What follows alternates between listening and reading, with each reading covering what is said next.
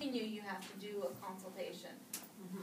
But the idea is for 6 months. So in your mind you say, if I could give this person 6 months or less, maybe it's just 3, but if up to 6 months of some type of treatment is going to put this person in a better place to make a better choice, that's when we want to use it.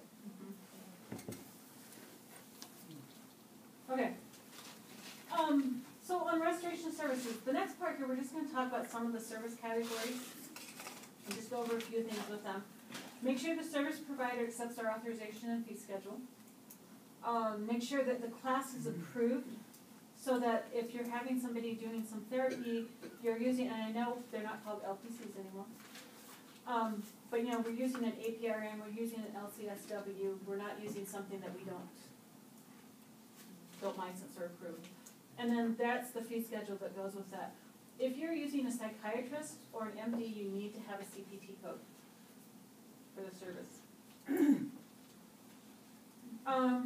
Make sure you include on the authorization that they have to submit a written report. Anything we pay for, we want written reports for.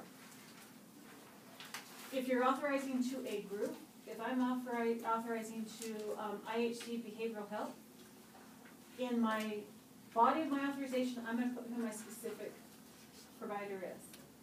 I'm going to put, 6 sessions of individual therapy with Corey Virgin, LCSW.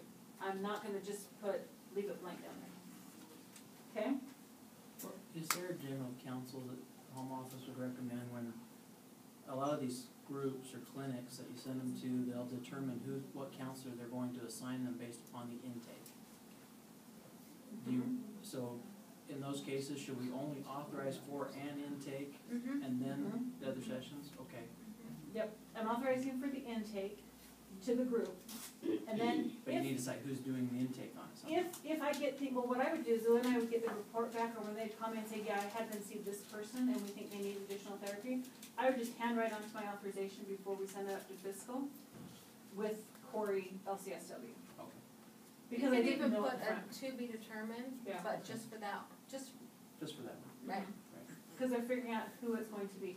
We also had a situation where a client the plan said they were going to see one doctor in the practice, but because he got called out of town unexpectedly, they had him see someone else that day.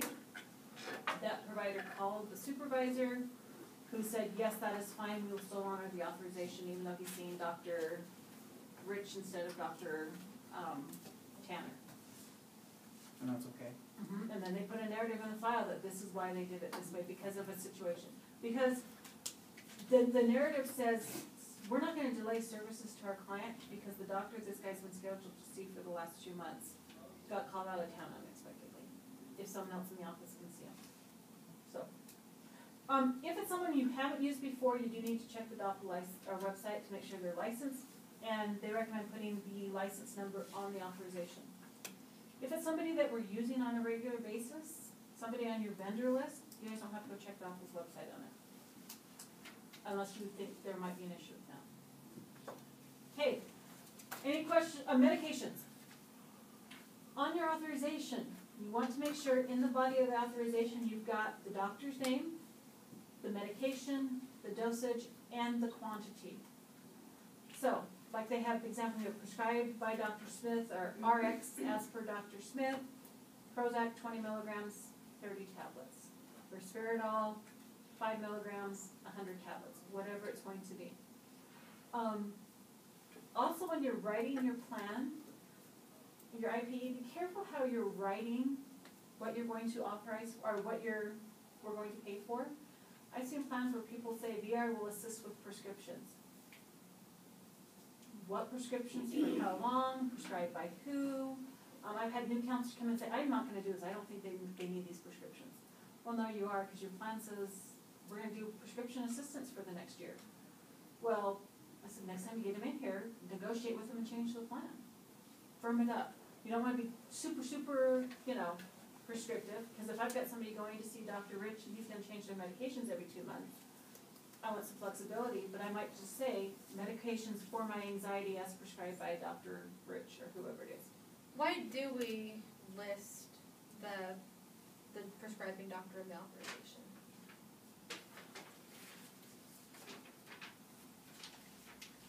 assume it would prevent fraud, so they don't copy the authorization, start taking it to all the pharmacies and getting that prescription done again and again and again. Well, that is a benefit. But, so, good point. But also because we're only, because we only want to authorize for prescriptions that support the plan. So if you notice, I mean, somebody can come in and they can come, right, they can come in and they often will have like an allergy med or something like that, and we're supporting mental restoration, right? So it's just those things that support the restoration that's in the plan. And if ever, I don't expect everybody here to be experts. I don't expect everybody to be experts on prescriptions, but I know that when people go and get stuff done by like psychiatrists, sometimes they will write in for something such as an allergy med. If you ever question that, we've got Dr. Hillary. If you want to have her sometime, even if it's, you've already filled it for the month, but you just want to check, go talk to Dr. Hillary and say, hey, are all of these psych meds? And if she says one of them's not, then we're paying for something that we probably shouldn't. Well, I make it a best practice when I call the pharmacist to say, hey, what's this med used for? Right. They'll tell you. Quick question. I have a client who is currently getting, he's on PCN, so all of his prescriptions, of course, it was in the plan that we were gonna pay for him, but we don't anymore. But, he said, well, actually, Dr. Proscara called, and he said that, he is going to have to come and see him every month in order to get a new prescription for PCN to pay. Does that sound right to you? Because the client said that's not how it works, and my supervisor doesn't think that's, Depends on what it is. so then, okay, so it If is. it's like an ADHD med, they do up. Yeah, it is. Yeah, and Okay. if it's a stimulant, they have to get Yeah. brand new, it has to be Every written every single. But it doesn't necessarily require an appointment. Correct. Sometimes they can do it by phone. They cannot. They Nope. have to go in. Not on, Well, not on they have to go in stimulants. and pick it up, but the doctor cannot call it in to a pharmacy. Right. But you can call, you do can a call phone them. call. Anyway, let him talk with his doctor about it, whatever his doctor's saying. PCM will cover his doctor visit, or it should, if not, and it might, you know, figure out what we need to do, and if we need the medication, we'll figure out a way to make it work. Okay. On your medications, please use generics if available, must use generics as available, if available, because again, least possible cost. Best practice, authorize for 1 month at a time on medications. Don't go in and say 6 months worth of medications. I'm doing these specific medications, because they change.